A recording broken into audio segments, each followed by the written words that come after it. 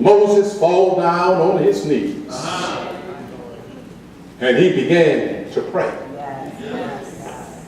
And I can only imagine in my divine imagination that Moses was praying a Baptist prayer. Oh, Lord. You know this day from the beginning of creation.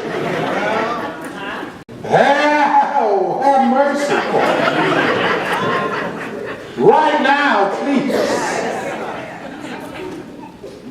And God looked at Moses and he said, Moses, hey, Moses, why are you crying out to me? Get up! Get up from there, boy! And use what's in your hand.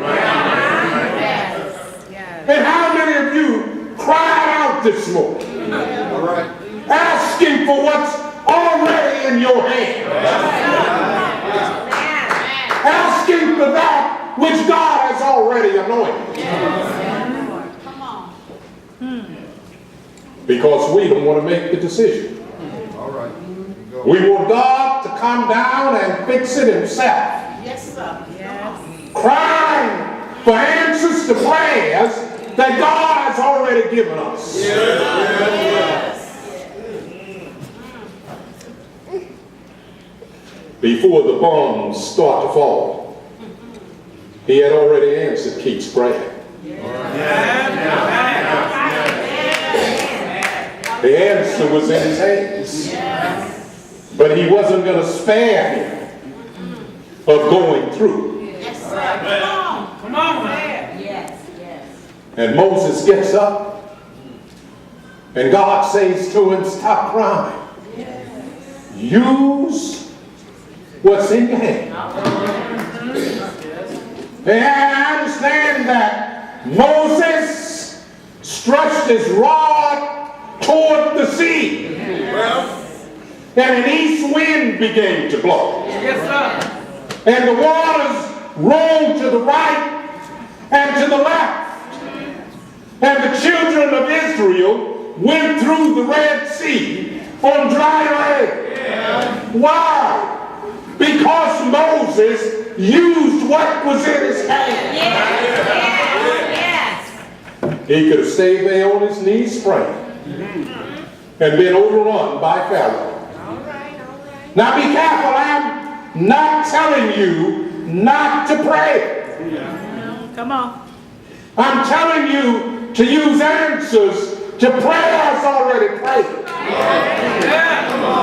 Use what God has already given you. Oh, we over that progressive under Pastor Brown, we are praying church. How much time we waste praying for things God has already given us. I ain't moving until God tells me to move. Well, if that's the case, can you see? God has put it in your hands.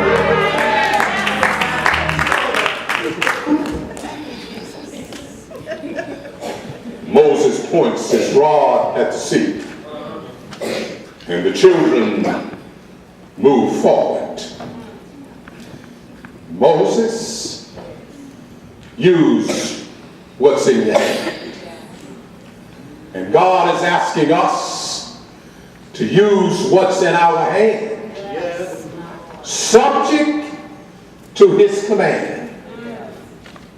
The thing that is in your hand may be the answer to problems and to progress in the congregation where you serve.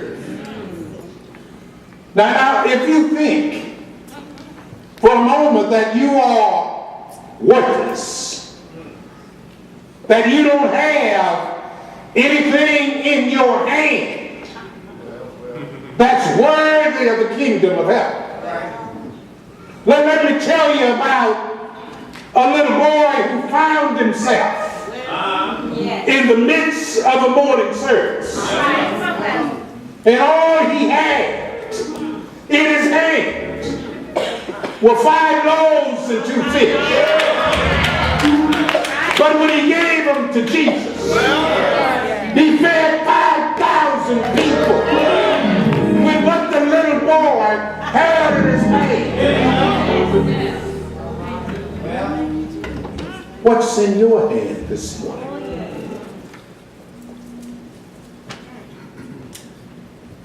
What are you holding that you think is so worthless that you aren't ready for the call?